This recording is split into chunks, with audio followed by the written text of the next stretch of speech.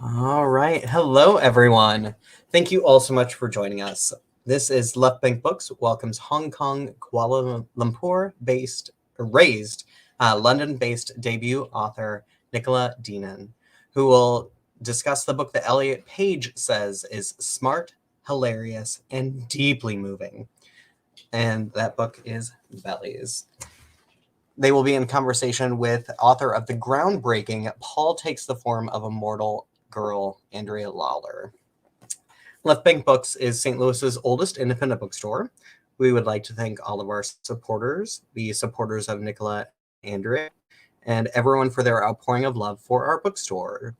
Left Bank Books offers in-store shopping, curbside pickup, and delivery to anywhere in the country, anywhere in the world even. So if you are in the UK and want to order a copy of this book, we have that ability. We are very happy to be able to bring our event series virtual. We believe that events are a way to expand your mind and bring in new thoughts to make the world a better place. We hope that you enjoy this event, and we hope that you support Left Bank Books by purchasing a copy for you or for all of your friends on our website at left-bank.com. Purchasing a copy of the book from Left Bank Books allows us to keep our bookstore and staff operating, so thank you so much for your support. I am Shane Mullen. I am the event coordinator at Left Bank Books. We produce hundreds of author events each year with a fantastic team here in St. Louis. I am joining you from the store today, and we will be taking questions from you, the audience, at the end of the event, so you can type your questions as a comment. You will need to be logged into YouTube to type in your question, but if you want to just sit back, relax, and enjoy the event, you do not need to be logged in. Be sure to follow Left Bank Books on Facebook and YouTube to be notified about all of our fantastic virtual events. We have a lot of in-person, virtual, and hybrid events planned for this summer, fall, and we'll continue to offer hybrid events and virtual events to the virtual world for accessibility. You can join our events from near or far. You can order signed copies of the books, anything to support Left Bank Books. I am super excited to host James McBride tomorrow evening for Heaven and Earth Grocery Store in person in St. Louis, but you can watch from anywhere. Now, about today's book, Bellies. Elle has it as a most anticipated book of 2023 and calls it triumphant and humane. I wore a dress on the night I first met Ming. It begins as your typical boy meets boy. While out with friends at their local university drag night, Tom buys Ming a drink. Confident and witty, a magnetic young playwright, Ming is the perfect antidote to Tom's awkward energy, and their connection is instant. Tom finds himself deeply and desperately drawn into Ming's orbit, and on the cusp of graduation, he's already mapped out their future together. But shortly after they move to London to start their next chapter, Ming announces her intention to transition. From London to Kuala Lumpur, New York to Cologne, we follow Tom and Ming as they face tectonic shifts in their relationship and friend circle in the wake of Ming's transition. Through a spiral of unforeseen crises, some personal, some professional, some life-altering, Ming and Tom are forced to confront the vastly different shapes their lives have taken since graduating, and each must answer the essential question: is it worth losing a part of yourself to become who you are? Buoyed by a voice as tender, effervescent, and wryly funny as the cast of characters it centers, Bellies is an unforgettable story of youth, intimacy, hunger, and heartbreak, at once boldly original yet fiercely familiar, which unabashedly holds a mirror up to our most vulnerable selves and desires. And now about our speakers. Nicola Dinan grew up in Hong Kong and Kuala Lumpur and now lives in London. Bellies, her debut was shortlisted for the Schwarnen Prize. Nicola is a graduate of the Faber Academy Writing a Novel course. Her work has appeared in Huck, ID, Paper, Necessary Fiction, and elsewhere. Andrea Lawlor teaches creative writing at Mount Holyoke College, is the recipient of a 2020 Whiting Award for Fiction, and has been awarded fellowships by Lambda Literary and Radar Labs. Their publications include a chapbook, position papers, and a novel, Paul Takes the Form of a Mortal Girl. And now, without further ado, would you all please help me in welcoming our fantastic guests for the day, evening, depending on wherever you are, Nicola Dinan and Andrea Lawlor for Left Bank Books. Please help me in welcoming them. Hello. Hello. We have several people joining us today, but I'm so excited that you are here and that we are able to celebrate Bellies, and I think this is going to be fantastic. So I'm going to pass this over to both of you. This is super exciting. I'm so happy to be here, and I think you're going to read a little bit first. Is that? Yeah, so I'm going to read from a little way into the book, and it's a section where Ming tells Tom that she's trans, and I feel like it's sort of illuminating for a lot of the tone of the novel, and so I'd like to start there. I moved to sit with my back on the headboard next to him.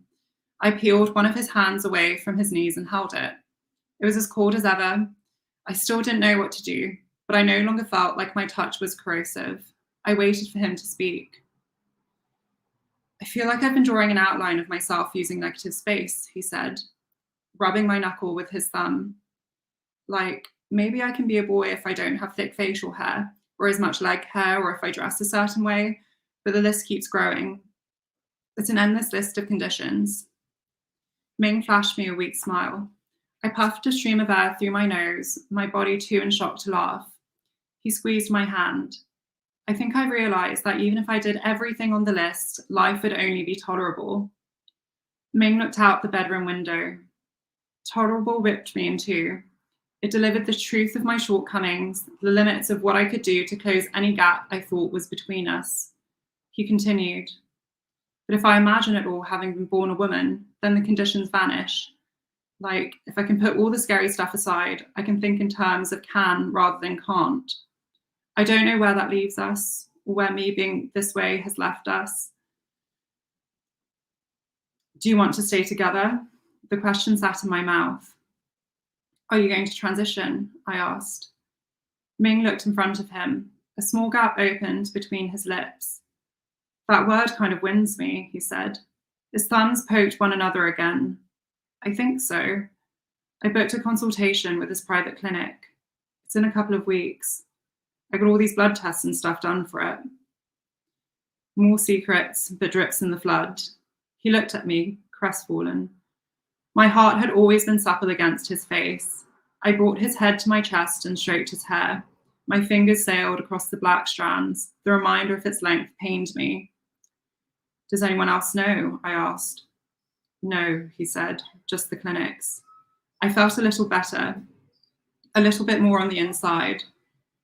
Do you want to stay together? I asked. He gave me a look, one that said the world and fate were cruel, and that maybe I'd always been too naive to know it. I don't have all the answers, Tom. I don't know how it's all going to work. Ming let go of my hand and lay on his back, his neck on the pillow. His eyes were dry. He tilted his head down, his eyes fixed on the wardrobe across the room. I feel stupid for saying this, but all I ever wanted was a boy to fix me, Ming said. That's all I thought about growing up, that somehow I'd meet someone and then I'd feel okay, you know? I met you and I fell in love and life was better. But something's still wrong with me, and I've been too scared to say it until now. I sat with his words. Is this the end? Where do we go? I didn't know. To know my role was palliative rather than enriching made me and Ming seem bleak, and at the same time, I felt closer to Ming. It was devastating, and yet I felt relieved. The thing he'd hidden had nothing to do with me, but he'd hidden it because he was scared to lose me, just as I'd always been scared to lose him. And therefore, maybe that distance, these changes to his physicality, his secrecy, didn't matter. We slept in the same bed that night. The next morning, I couldn't recall how or when I changed out of my clothes or when the lights turned off. or how he ended up in my arms beneath the covers. Oh my God. Thank you so much. I love the feeling of having I love and I'm scared by the feeling of having the private reading where it's just like nobody else is here. I'm just having this conversation with you on the internet. Yeah, I know. I feel like I'm practicing in my room. It's so strange. It's really odd, but it also is so moving because that's such an intimate scene. And that feeling of being in the interiority of this person in a relationship that's changing, it's so moving. I was rereading today. I was rereading the novel. I was rereading my very appealing copy.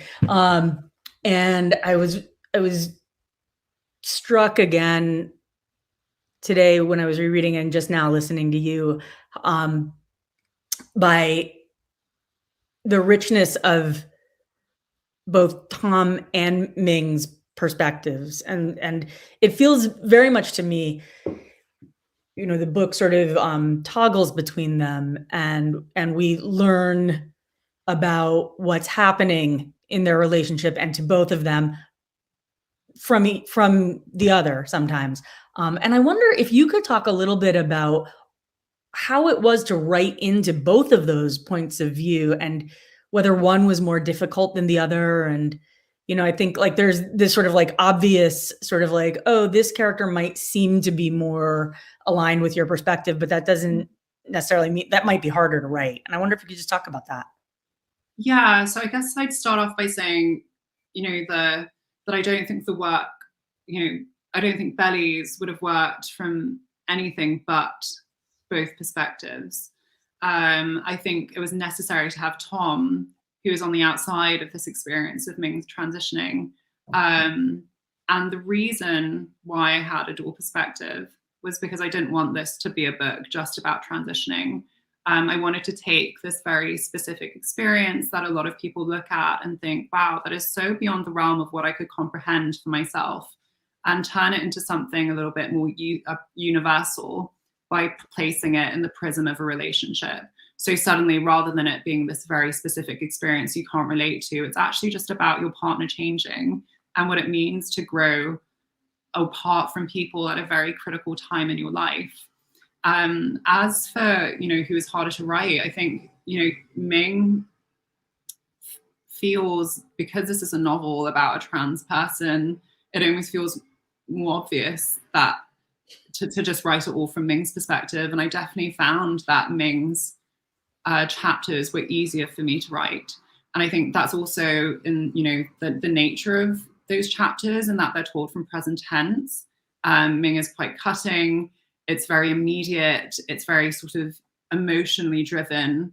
Whereas Tom's chapters are written in the past tense. They're a lot more ruminative, and they're a lot more aligned with what it means to be on the outside of an experience. And I think for me as a trans person, that means, placing myself outside of the experience of transitioning and thinking, okay, well, what does this thing mean for the relationships around me? And in that way, it was almost sort of an act of empathy with the people who had been around me during that time of my life, and trying to understand the strain that arose during that time, because it just was a difficult time. And it, changing and going through that period of your early 20s where you feel so lost anyway.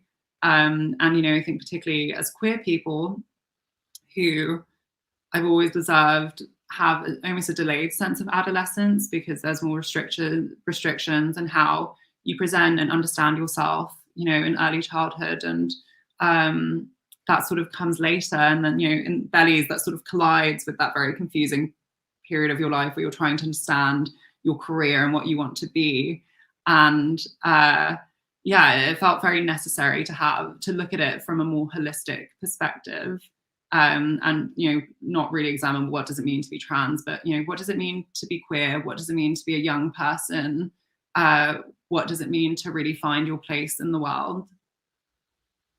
Yeah, one of the things I also really appreciate about your portrayal of Tom is he's also on the outside of the writing life, because Ming is a playwright, and this is a big tension. And I wonder if you could talk a little bit about that. I mean, for me, when I read it, I was really thinking like, you know, there's so much nuance in the portrayal of both the writer and the person in a relationship with a writer who may have some feelings about what the writer is writing. And that to me was sort of like, as a writer in a relationship with somebody who may or may not have feelings about what I write, I thought like, wow, that's a big move for you to go into that perspective. I appreciated it. It made the novel so much more rich. And I wonder if you could talk a little bit about that. Yeah, so I guess there are two threads there. The first, is this idea of Tom not being a writer. And, I think beyond Tom not being a writer, he's a character who sort of lacks any effective creative outlet. And he's a character who, particularly when he leaves university and starts in, this glassy corporate job, feels very stuck and feels very unable to express himself, both in his relationship and beyond that. And you contrast this with Ming, who is able to write, and I think through that is able to process the difficult emotions in the time that she's experiencing in a way that Tom maybe isn't. And the central tension between them becomes this play that Ming writes, which is called Thin Frames, and it's this incredibly invasive play which is set in essentially their bedroom, and it chronicles the fall of their breakup, and it lifts verbatim things that were said in real life between them in the bedroom, and now it's thrown onto the stage for an audience to see. And when I wrote that, I really wanted to investigate, well, how do we use personal experience and to write responsibly, or rather, how do we use personal experience to write whilst being responsible to others? How do we process our emotions through art, but also maintain a level of care for the people around us? And likewise, do we owe a duty of responsibility? Is there a sense of care? And you could talk about this at a macro level and be like, okay, well, you might respond, and I definitely felt this when I was writing, where I was like, I feel some responsibility to the trans community, for example, to accurately portray the emotions around transition. And there's a huge sense of responsibility there, because how can one book do that for experience that can vary so much according to your race and class, and just down to who you are as a person. And then there's this micro responsibility of, well, what do we owe to the people immediately around us? And it's an incredibly tricky thing to navigate. And I found myself trying to navigate as I was writing the book. And like with most of these things in life, it's in a learning experience, and you do some things right and you do some things really wrong, and the best you can do is learn from it. But I think Tom and Ming and the play is, it's sort of an interesting dynamic, because on the one hand you think, wow, that's really exploitative of Ming, but as the plot moves on and Ming explains her dedication to work, particularly because she has such a crippling fear of loneliness as a trans woman, that's especially heightened in the advent of her transition, that she thinks, well, if I can't create, then what can I do? What do I have to connect to people? And it sort of builds a bit more sympathy for her. But, to return to this idea of the dual perspective, that's why I think it's so valuable in a book like Bellies, because I never wanted to write a book that had clear moral instruction or clear answers of how to behave in life or what you should be doing. And I think representing both perspectives in a conflict often reveals that it's sometimes the case that neither party really intended to harm the other, even though it might seem that way. And sadly, that's a lesson that you just learn growing up, that sadly the people who hurt you maybe didn't mean to, and people often just trying their best with the tools that they had at the time. Right. I think that's one of the things I responded to so positively in this book, was that feeling of like, oh, wow, that's amazing. We can like move the conversation forward, right? So what happens when, as you say, like people involved in a conflict, you know, everyone was doing their best and there was still hurt, there was still harm, there was still pain, right? How do we then, where do we go from that point? And I think that's one of the things Bellies does so well, is sort of like gets into that question and plays it out in a way I am so you know, excited to read, and sort of being very far from my early 20s, but still enjoying reading about that time. I think it felt sort of like, this is the conversation that I want to know is happening. It's a much smarter conversation than was happening in my early 20s. And so I'm excited by that feeling. And I think, you know, I've read some interviews where you've talked about something that also really resonates for me, and I think is related to this, which is your, I'm going to read something you said. I hope that's not too weird. You said, in an interview recently, you said, if we truly want to aim for fiction being an effective way to raise empathy for disenfranchised and marginalized communities, we have to write characters that are fallible. And that feels so true to me. Like, I think that I mean, I really dug Ming, and I really like Tom. And that to me felt surprising. Like, I felt sort of like, this is great. Here are two people who are fallible, and I'm really interested in them both. And I wonder if you could talk a little bit about that sort of like commitment to writing complex characters, especially complex trans characters, in literary realism. Yeah, so I did a talk last month, and someone in the audience asked, how do you write you know, relatable characters that are also at times unlikable? And I thought it was such an interesting question, because in my mind, it's so necessary for a character to be unlikable in order to be relatable. Those things feel really intertwined. And so it never really occurred to me to have characters who are perfect. I would say, actually, earlier on in the drafts, I think Tom was a little too perfect, and Ming might have been a little bit too mean. And I think I had to sort of marry them a bit and have each of them meet each other in the middle. But with respect to Ming, you know, that's a different challenge. And, you know, we're talking about responsibility, and, you know, that maybe that macro responsibility that you might owe to certain communities. And, you know, when we think about trans characters in particular, in terms of, you know, the trans characters and literature out there, it's pretty scant. You know, there's definitely trans authors who are writing amazing things, but it's not as if they're an abundant supply. And I was also really conscious that a lot of people might pick up Bellies and not really have had any meaningful connection to a trans person before. And so suddenly I'm writing this book and very aware of the parasocial relationships we have with characters that we write in books, that people might pick Bellies up and be like, this is the, you know, Ming is really the only trans person I know. And that's a scary sense of responsibility, because I want to write a character who is difficult, who is challenging. And, you know, Ming at times is narcissistic. She can be relatively superficial.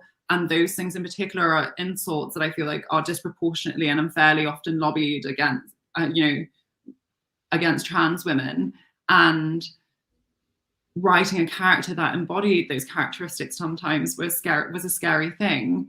But I think, you know, when you're an artist writing, there comes a point where you have to let go, where you can't, you know, shoulder the burden of an audience's prejudices. And you also have to trust that the book might reach the right people, and people will read Ming, and also trust in your writing to convey that whilst Ming might be those things, she might at times be a narcissist, she might at times be difficult. She's also going through a lot, and she's going through a really tough period of life, and it gives a bit more depth to why she's behaving that way. You know, I think that's where, you know, the central metaphor of Bellies itself is to do with vulnerability. But I think it's also to do with that contrast of the internal and external, you know, that layer between what's inside and what's outside. And, you know, you might see Ming as this one thing, you might see her as difficult, but as you understand her character more, as you read on in the book, you suddenly become more able to empathize with what she's doing and see yourself in her, and understand that maybe what was initially off-putting about her was a projection of what you might see in yourself, and that makes her and you human. Totally. I love that. I'm really I'm struck by this sort of sense of vulnerability at the sort of heart of the book, and it feels right. That feels right to me. And you know, it's not just Ming and Tom. There are a lot of really sort of well-rounded other characters. There's Rob and Cass and Lisa. There are all these different characters who, Cindy, the stepmom, you feel really this sense of everybody's vulnerability. And that to me is also sort of like everybody's complexity. And that is really exciting. I think there's been so much,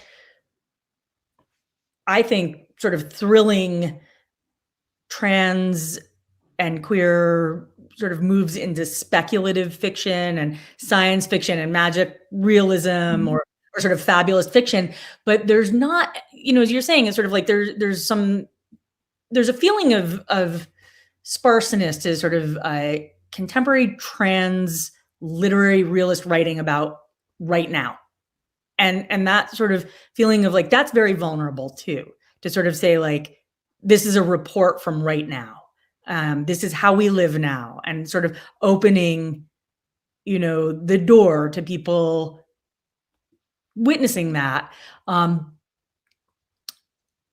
So yeah, I think vulnerability is a good key. It actually is. I was going to ask you about the title, and if it had always been the title. And when you said vulnerability just now, it just popped for me. Of course, bellies are about vulnerability. And you know, there's a conversation between Tom and his sort of ex-girlfriend turned best friend, Sarah, who he dated before Ming. And towards, you know, the end of the book, or maybe, you know, a good way through the latter half, and she sort of brings up this metaphor of that she's starting to go to therapy, she's learning the lingo, and she's learning how to be vulnerable. And her therapist sort of says, you know, when you're trying to not be vulnerable, you're hiding your bellies, you know, you're hiding your belly. And there's that analogy of cats. And, you know, when cats do that thing where they're like, and they want you to scratch their belly, but then when you do, they sort of swipe at you. And so you've got a huge scratch across your face. And the cats do that because there's just this instinct to protect your insides. And I don't think that's, you know, any different when it comes to our emotions.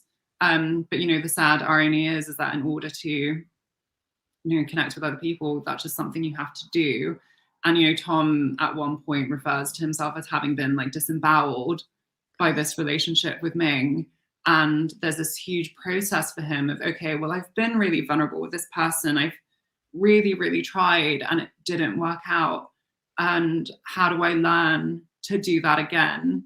How do I learn to, rather than just shape myself, you know, under the mold of other people's needs, to start to express my own and to really understand what I want and need?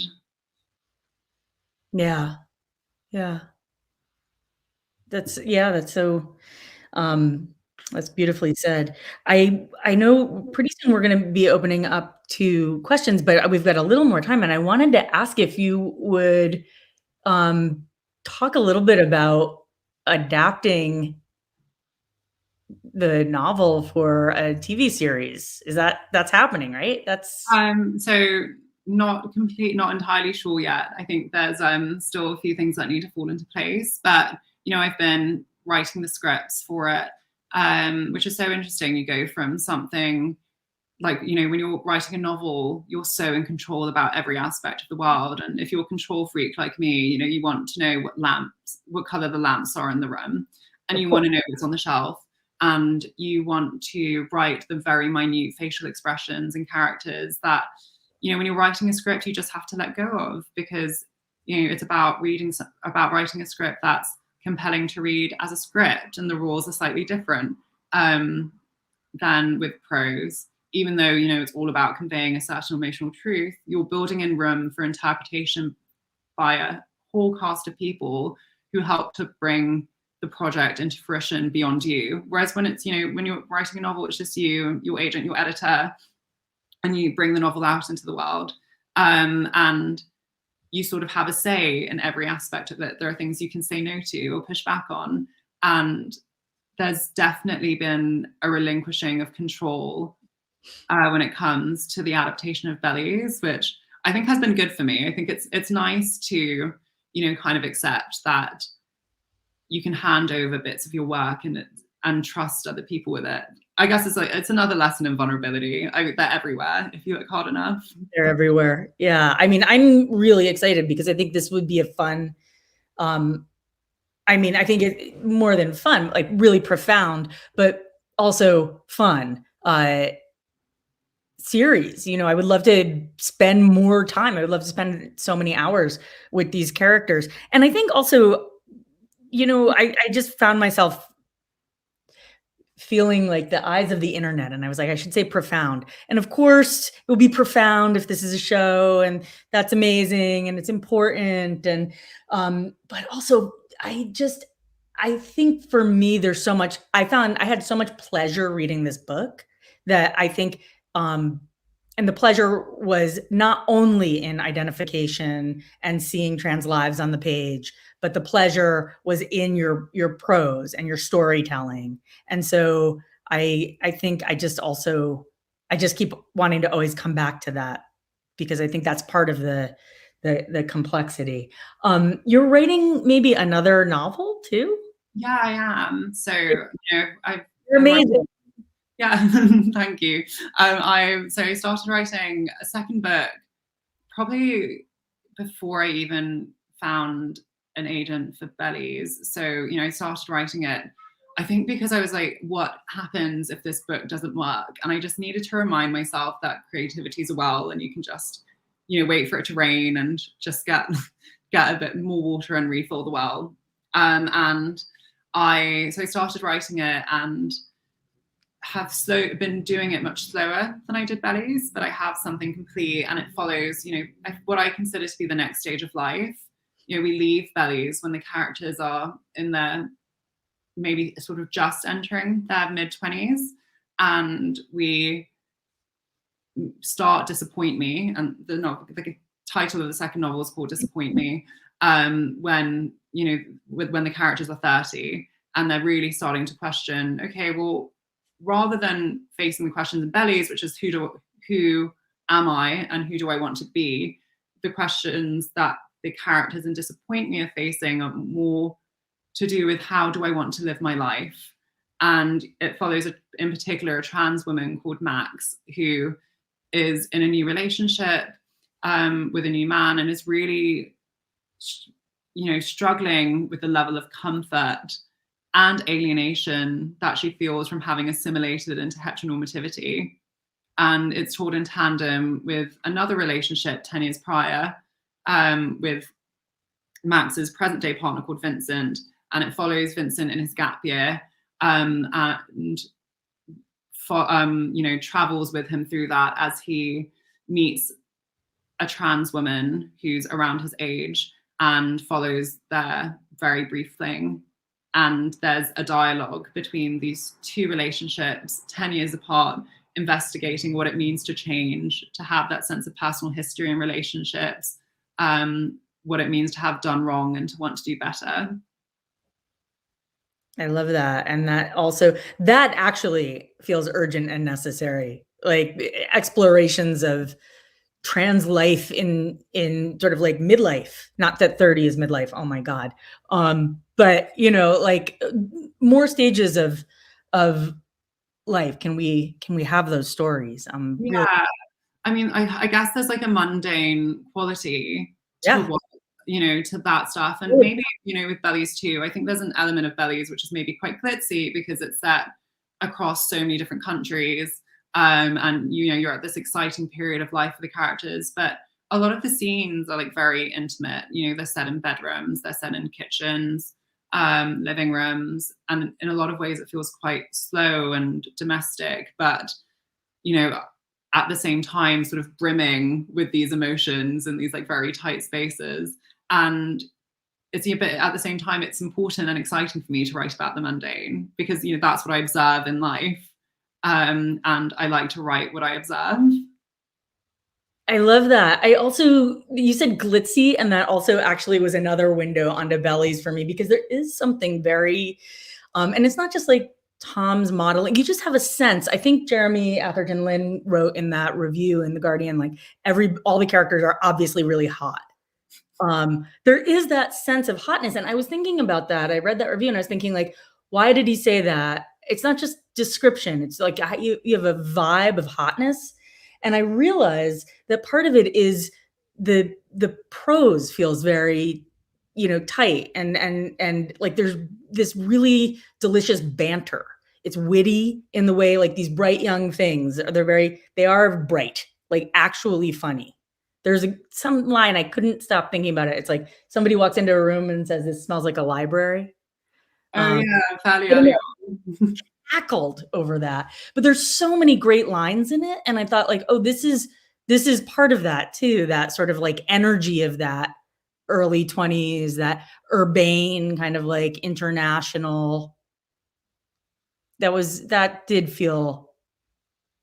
felt glitzy in a good way. So I like the glitzy and the mundane together. Yeah, I think it's a nice combo to have the two. Not that it's all about what I want. Yeah, living rooms with sparkle. Living rooms with sparkle. Yeah. What else was I have some more questions I was trying to ask you, but I also don't want to hog if there are people who have other questions. I guess, well, here's Shane. Hi. I can hold on to my questions, but we can do some audience Q&A and then go back to you for some more questions if you want to at the end. Sure. We do have some questions from the audience, and I have some of my own as well. First off, this was just such an incredible, fantastic conversation. This is Margin's Book Month, which is celebrating literature and bookstores from minority groups, which Left Pink Books is a part of. We are a queer-owned bookstore, and it leading into my question. So the support of queer-owned bookstores for each other, and I feel like there's also that support system for queer authors, and I cannot help but be absolutely amazed by the blurbs for this book, Bellies. Like, I mean, right there on the cover, you have Brian Washington, you have Elliot Page, all of these, like, I mean, the list goes on and on. And same for your book, Andrea. Like, your book really splashed with booksellers because of the incredible blurbs that was just like, oh, this is going to be great. So I want to know, like, what it's like to be a part of the queer author kind of world, and what type of support you all have for each other. Do you want to go first, Andrea? Well, I'm suffused with guilt for not. I loved Bellies so much when I read it so early, and then I had like personal stuff, and I didn't get my name on the book with the blurb that I wanted to send, which is like, this is my favorite book ever. Is that the blurb? And so it's kind of interesting because I had that feeling of like, oh wow, I'm very jealous of Elliot Page and Brian Washington right now. But I think, for me, I feel so grateful to the people who, endorsed my book when it was like this tiny, small press, Rescue Press, which is a wonderful press that took a chance on my book. And then, people did ask me, like, how did you get Eileen Miles and Maggie Nelson and Michelle T to blurb your book? And I was like, just like, I got old and I stayed queer. Like, that was basically all that happened. It's just like, I've like, just like being queer for a long time, I've just like come to know a lot of people. So I asked people, and that was really lucky for me that they said yes. But I do feel like we're living in a moment of this real flowering of queer and especially maybe trans literature. And it's exciting to just be a part of it and to see what's happening. Nicola, what's it been like for you? Yeah, I mean, so lucky to get all those blurbs, but it was much more, the work of my editors and my agent rather than necessarily my own. But I have found since, the book has been published, writing a book is such an isolating experience. And I think generally being a writer, you spend, particularly when you do it full time, you just spend so much time alone. You're just at your desk and, you're just waiting for those few emails on your phone that maybe come like once a week. And that's a close semblance you have to any form of colleague. And so, actually having the book out in the world and being able to talk to people about it and being able to talk to other authors about their experiences suddenly makes this process of writing so much less lonely, and something which feels more feasible to do in the long term. It's not suddenly this, you don't, maybe that cost you were building up in your head of, okay, well, this is just going to be something I have to deal with for the rest of my life because that's what writing books is. Suddenly feels a bit less so once work is out in the world and you're able to engage with a wider community. All right, let's start with a question from Molly. Molly says, I loved the musical references throughout the book. Please, could you talk a little bit about how music inspired you and helped you shape the characters? Did you listen to a playlist while writing? Yeah, so I have a Bellies playlist. I was interviewed and I thought for a magazine, and I thought they were going to include the playlist at the end. They said they would and they hadn't. So the world has not had access to the Bellies playlist yet. But I do think it's like it ties the characters, I think, to a very specific moment in time. And I think I choose very carefully what cultural references to put in. And I do think there are a lot of cultural references in the book, music included. And I just really, for Tom and Rob, and Tom specifically, what does it mean to be like a South London soft boy in like 2018? And I was just thinking very specifically of the vibes of that character. Or that, there's a reference to Cass and Ming singing like a, back catalogue, like Girls Aloud song. And, that's just, I think, really representative of their friendship. I think I wanted to choose cultural references to add colour to who the characters were. And I think for a book like this, it's really important to have this like anchor in time, because you move, say, 3 years ahead or 5 years ahead or 3 years behind or 5 years behind. And the experiences of queer and particularly trans people look so vastly different when you move back and forth in short periods of time. And I felt it was really important to anchor the characters in the time the book was set, which is the late 2010s, early 2020. And music was really helpful to do that. I would love that playlist. Please make that. I'll send it to you. Please send it to me. Yeah, even better. Eden earlier remarked about the reading saying so tender, but also has a question. Love what you said about writing about the mundane. I'm curious to know, what do you feel about the significance of writing about the mundane in the context of queer portrayals of life? Well, I think it's kind of necessary, because I think the mundane is where life is. And so how can you have, an effective or accurate portrayal of queer life if you don't capture moments where the characters are truly being themselves? And, particularly when you look at characters who maybe when they're in public code switch or, have to change the way that they present in order to be more palatable and to feel safe and accepted. Or what does it mean when you're suddenly in the mundane and they're able to open up and expose themselves in ways that they wouldn't be able to when thrown out of the mundane? And so, it feels necessary to have that. And I'm really proud to write that. I sometimes think I'm like, oh, I'm not. Maybe my writing isn't very imaginative. Maybe it's like, maybe it leans too heavily on those very real parts of life. But I think you know, as I continue writing, it's something I've become really proud of. Hoover is saying, how did you land on the title? I know we talked a little bit about that earlier, but I wondered if you could explain. Yeah, I wish I remembered, and I get asked this question. I've been asked this question several times, and each time I'm like, I actually don't remember, because the title for the book was initially Thin Frames, which refers, you know, to the play that Ming writes about her and Tom's relationship. And then at some point, fairly early on, it became Bellies. And I think it was just, I was thinking a lot about, you know, so much of the novel has to do with the body, and, you know, Tom and especially Ming's relationship to their own bodies, and it has to do with a lot with sensuality. You know, the characters spend so much time physically touching one another, not even in necessarily a sexual way. They're just, it's a form of intimacy between them. And, you know, in the opening chapter, Tom puts his head on Ming's belly and hears all the gurgling underneath, and he realizes that there's this whole system beneath what he sees, you know, that he can't really seem to comprehend in that moment. I think he sort of refers to it as sort of, you know, a deep, deep canyon. And so immediately I was like, oh, it should be Bellies. It's something that captures both, you know, how we relate to our bodies, but also how we relate to others through vulnerability. And I think thematically, it sort of encompassed everything in the novel.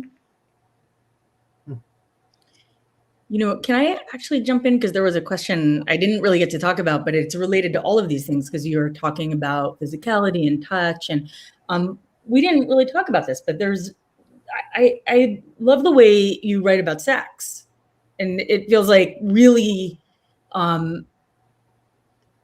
just so compelling and so necessary. It moves the plot along. And I wonder if you have anything that you would say about that, because I think that sometimes that's a place that people have a lot of questions. Are they, you know, like I've had the experience of a lot of a lot of readers apparently are like, too much sex in my book, and I wonder if you had any hesitations or questions or feedback, or like what choices you made around how much sex to include and what sex. I just felt it was so, if I couldn't write about, you know, a romantic relationship, or, you know, particularly in the latter half of the book where the characters are pursuing different, you know, maybe less promising romantic entanglements, I just didn't feel like I could write that without sex. I think so much is revealed in the way that they interact with each other, you know, particularly when you look at the more intimate sex scenes, the ones that feel less intimate. It just felt so necessary. And the first chapter I wrote of Bellies was the chapter that happened exactly, I think, in the middle, where Tom goes to a sex club. And I think that often surprises people, because I initially wrote it as a short story, and then sort of worked outwards. And sex just felt such an integral part of how the characters understand themselves and understand others. And I think when I wrote it, I just didn't want to write it any different to how I would write any other action. And I think when it comes to writing sex, the reason why there is so much bad sex writing is often because there's this idea of, okay, well, this is a super sensual act. How do we write it in this like super sensual way? And then you'll just get these ridiculous description of like breasts, you know, and of people's like body parts that just don't feel necessary, because the thing that you're describing anyway is like sensual. And so I felt that I didn't really want to, you know, I didn't feel like I had to overwrite the sex, because I felt like sex just speaks for itself. Yeah, yeah. When I came to the food writing, I did allow myself to like really indulge in that. But that's because I do just think food is like so wonderful and indulgent, and I love writing about it. So if anything, I think the food writing feels a lot more sexual and sensual than the sex writing. That's really funny. It's definitely you do feel like that sort of sense of embodiment with all of the discussion of food. And I like that too, that sort of sense of like, you can just look at all of life in some of the same, with that sort of same focus and observant quality, and then displace a little bit of the sensuality onto the eating. That's hot. Good tip. Speaking of sex scenes, have either of you read about the director of Red, White, and Royal Blue has kind of made some statements about the rating for Red, White, and Royal Blue, regardless of whether or not you've watched it? I recommend it. But there's some controversy about the R rating for Red, White, and Royal Blue, that essentially, because they are queer love scenes, that's why it got the R rating here in America, and not because of any like there's like maybe like a butt, like, I mean. So yeah, bringing up queer sex and talking about the reality of, and it is in some ways very necessary. Well, in a lot of ways very necessary, but still scandalous for some people, and that's so mind-blowing.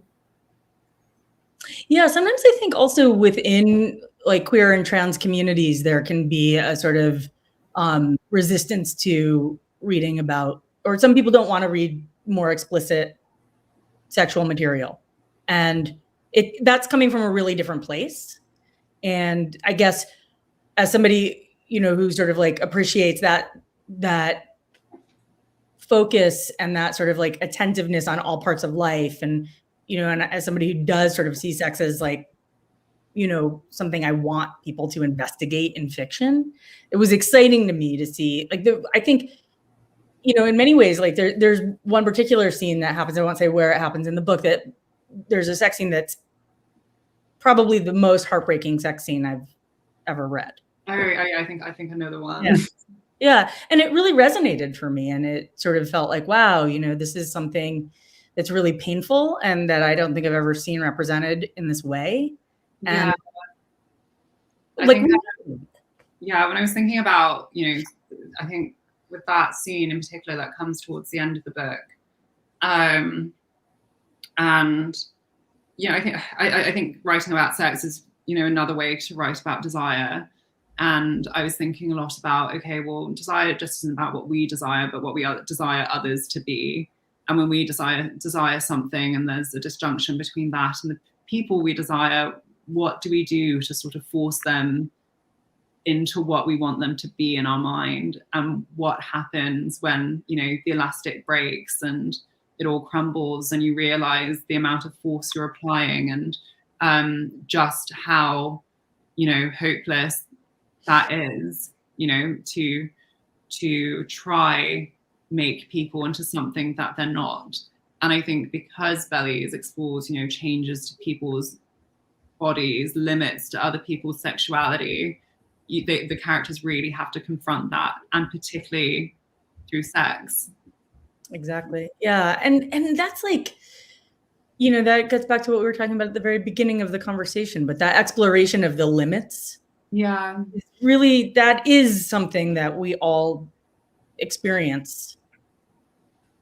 It's like a human thing.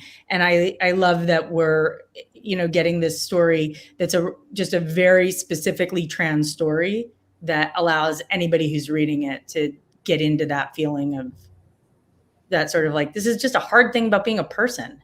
Yeah. Is that there's limits, but it's also very beautiful.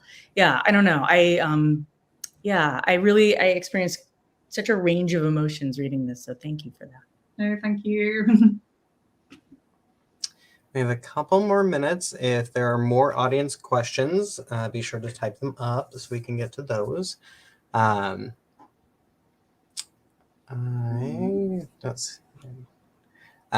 curious what one of the songs from the playlist is, because I do love a playlist as well. The opening song is Boys by Charlie XCX, which I think is like very of a time. And you've got a lot of Aphex Twin in there. I think it's got a good range. And I think if the song is specifically referenced in the book, it appears in the playlist, and that's just it's varied in the way that the characters are varied. Spotify recently, not to talk about myself, but brought some songs from when I was coming out into my like standard playlist, my go-to playlist, and I was shocked by how much of a like excited reaction just like hearing that song again after like 15, 20, 20, some a number of years. I was like, oh wow, like this was such a pivotal moment in my life, and how important the music was and like meaningful to that time. Yeah, I love music playing into stories and being so important to characters. Yeah, I thought all that sort of like the referentiality and the sort of like little cultural details. I was asking you before this went live, we were chatting a little bit, and I was asking you if you, I just assumed you'd lived in New York, since you wrote those New York scenes so viscerally, and they felt like, having lived in New York, I thought, oh, well, clearly she used to live here and she went to Columbia or something. Like, rookie mistake. Can you talk a little bit about that, like writing? Because it turns out you did not live in New York. No, I've like only been once. So yeah, I think there's so much you can do with Google Maps, and then also so much you can do by talking to other people, or expanding what little memories you have. But also, I think those scenes in New York, they're really just about like young people doing fun things together. Ming goes to like the cinema. She goes like shopping with Cindy, her stepmom, who comes to visit. She's with her theatre classmates, and that doesn't feel. I think it speaks to the fact that we often want to feel like our lives are so unique, but in reality, you could just pick up a group of people, change a few things, plot them somewhere else, and they just fit right in. And I think there is something quite universal about like what it means to be a young person, in a metropolitan area, and a young queer person. And obviously those experiences can vary greatly from country to country. But that there is a small thread of universality, and especially between two cities like London and New York. I don't in the same way that I think the London scenes will feel really familiar to people who live in New York. Likewise for the New York scenes for people who live in London. These are just things that young people in those cities do, and they have to be very similar. All right, we had 2 questions roll in. I think we can fit them in. From Fiona, of all the locations and countries in the book, what was your favorite to write about? Kuala Lumpur. I think it's like really rare to be able to read, any writing about Kuala Lumpur that's not, Somerset Maugham's short stories that are like very, very colonial and referring to Malaysia as Malaya. It's very rare to read about somewhere like Kuala Lumpur in contemporary Western fiction. And it felt so obvious to me that I should have a chapter there, like really force a way in to have these 2 characters go to Malaysia, which is, my home, and discuss what it might mean to be queer in a country like Malaysia, and also, expose an audience to what it might be like to live there and what kind of food is there. It just sort of is a golden opportunity to share the culture I grew up with to a new audience. And that's felt even in the language that, say, Cindy uses, and the small turns of phrase in Hokkien or Malay that appear in the book. It all just felt very important to me. And even though it's sort of a short chapter and a short sort of visit there, the presence of Malaysia, I feel like, is felt throughout the book. There's references to food, and again, the language. And you feel Ming carry that sense of homesickness with her wherever she goes. Have you seen this book yet? No. It's nominated for the Booker, and it is Somerset Maugham, and it's it's queer, and I have not read it yet, but my friend who has it says that it's stunning. Last question for both of you. What's a book that you've read recently that you really recommend other than Bellies? Because I think we already knew Andrea's answer. Do you want to go first, Andrea? Sure. What would I recommend? It's always so hard. I can think of two things, and I'm just because I think I'm thinking about like literary realism, or sort of like this sort of like report from right now.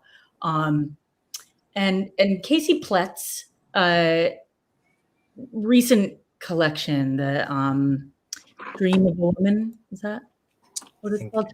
That's a beautiful collection that I just reread, and it's something I would really recommend to anybody who wants to sort of look at life, like queer and trans life in the, like for people in their like late 20s, 30s, like just beyond questions of, you know, looking at friendship and family and relationships, and not only questions of transition. And another book is Shastri Akela's The Sea Elephants.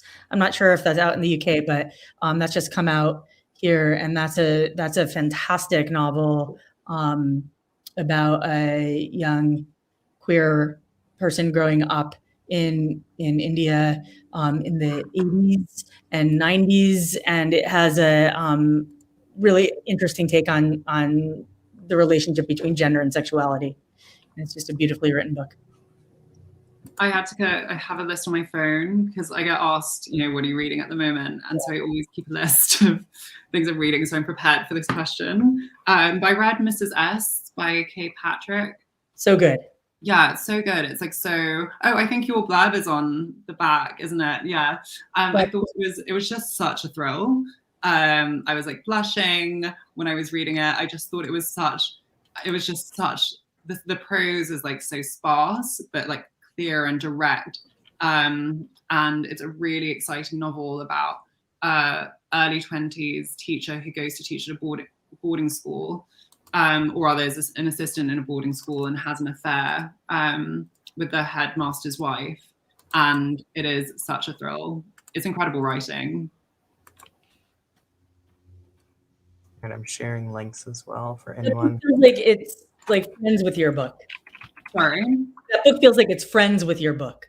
Yeah, I think, cousins. It's so funny, actually. I think I was having a look at like my book on Amazon, and for a while, Bellies was like categorized under erotic transgender fiction, and as was Mrs. S. So yeah, it was nice that we were put in that very, very, very narrow category. Amazing. Well, I didn't know that there was something so obviously marketed to me. Yeah. Thank you, Amazon. I don't mean that. Thanks. I want to thank you both so much for spending this past hour with us. For the audience joining us, thank you for joining us from wherever you are. Be sure to check out our calendar for upcoming virtual events, hybrid events, in-person events. Both of you, this was just such a fantastic discussion, such a pleasure to get to meet both of you, and we hope to do this again sometime. Same. Thank you so much for having me, and thank you, Nicola, for such a beautiful book. All right, for the virtual audience, we will see you again next time. Bye-bye.